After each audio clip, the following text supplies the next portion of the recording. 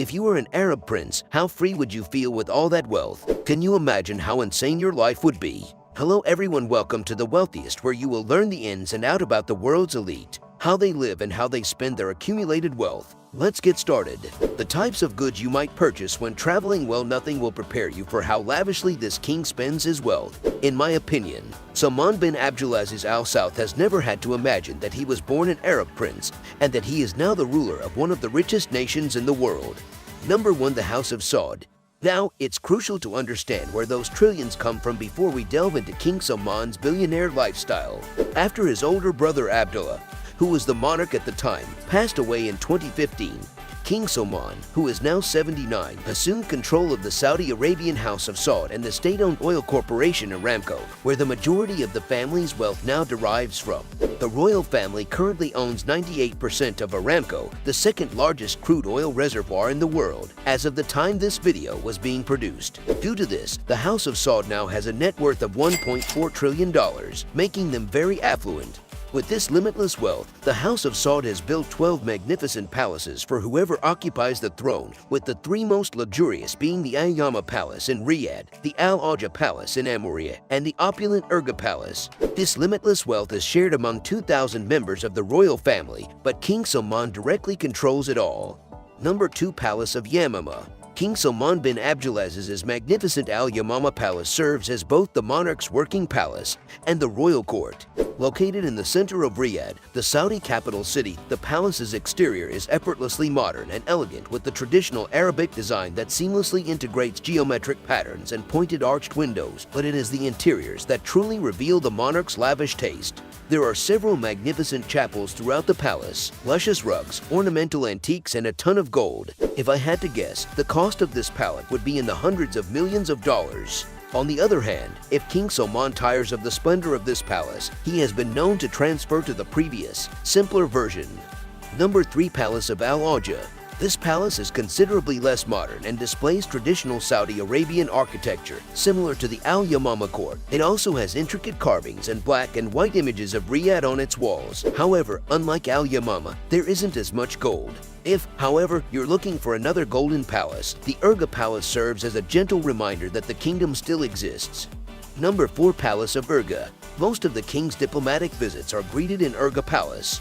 In 2015, when King Salman was just crowned, he hosted Barack Obama there. Can you see what's smack in the middle of them? The tissue dispenser is golden, ladies and gentlemen. If tissue dispensers can't escape the gold treatment, you can only guess what else in the palace is covered in gold. But hold on, don't be too impressed just yet. It's one thing to have a golden palace, it's quite another to cover a fleet of planes in the same precious metal. Number 5. King Salman's jet plane collections. In addition to his incredibly luxurious official 747-400, Salman manages and owns 6 jets. The Royal Boeing 747-400 is a commercial airliner that was customized for the king and transformed into a levitating luxurious paradise. This aviation beast is one of the largest passenger aircraft in the world and can carry more than 600 passengers. The Saudi royal also owns 2 Boeing 7-200 a 777-300, a 787-8, and an Airbus A340-200 that serves the king exclusively. For obvious security reasons, there isn't an official video of the interiors, but it is reported to have everything from a throne room to meeting rooms, restrooms, and gold-plated beds. Boeing bat-sized aircraft typically cost $100 million. I welcome you to do the maths, as King Salman has 2, but wait, keep in mind that his remaining 4 planes have features in common because they are all custom designed and have beautiful golden interiors. I'm not sure how much it would cost to maintain all 6 jets, but I'd be astonished if the total was less than $3 billion yearly. Number 6. Luxurious trip to Washington.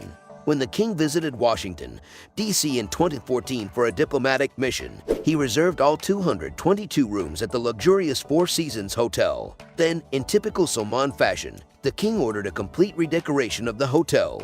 Everything that wasn't gold had to be changed, including the tables, mirrors, lamps, and hat racks. These golden items were flown directly from Saudi Arabia because some things aren't worth the expense because they are so bizarre, and this is one of them. The king also ordered that the hotel's carpets be replaced with red to prevent the king from touching the bare ground, and plans were created to lay carpet in the lower parking garage. Number 7. The trip to Russia. Now, if you thought the trip in 2014 was extravagant, you might want to lean back for this one.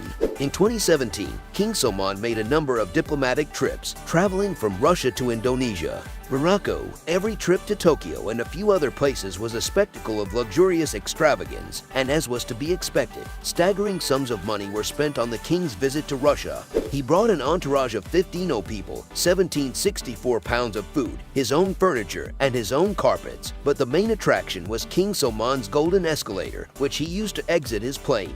Considering that regular escalators cost about $8,000 per foot plus, I can only imagine how expensive a golden escalator would be. But since gold is not a proper metal for mechanical moving parts, the royal device became stuck halfway down His Majesty's descent, and he was forced to climb down like the rest of us in Russia.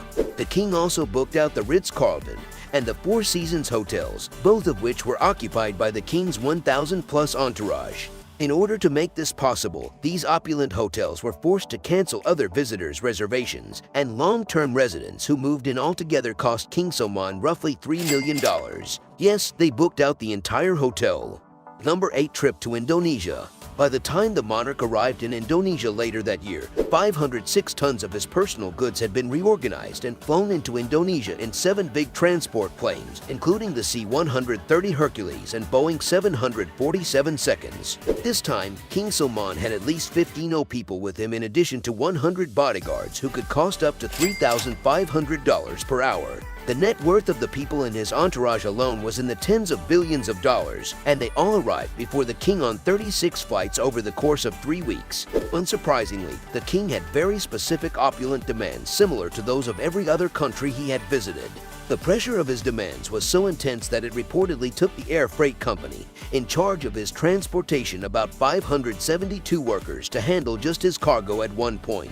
Most notably, he demanded that a custom toilet be built for him inside a mosque he was visiting, and I'm guessing it was covered in gold. The reason King Salman must travel with so many people is more obvious than you might think. On the one hand, the king has specific needs, and at least 150 of his 15 entourage are his personal professional chefs who are tasked with cooking specific delicacies for him. His servants are also a part of that entourage, and the Saudi princes who accompany him have their own servants on the entourage list. In fact, they are known to replace the Saudi prince's servants when necessary, the king personally. The most expensive example involved Prince Al-Walid bin Lal, a nephew of King Salman, who placed an order to convert the Airbus A380 Super Jumbo, the largest and most spacious airliner in the world, into a luxurious private aircraft.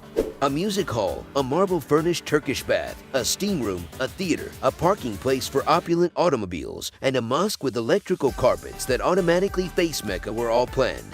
You could nearly board the aircraft and forget that you were in one. But the project never happened, and today there remains an abandoned Airbus A380 in a hangar in France with its interior torn out, rotting away as a tribute to the limitless wealth of the House of Saud and its lavishly generous king. Thanks for watching.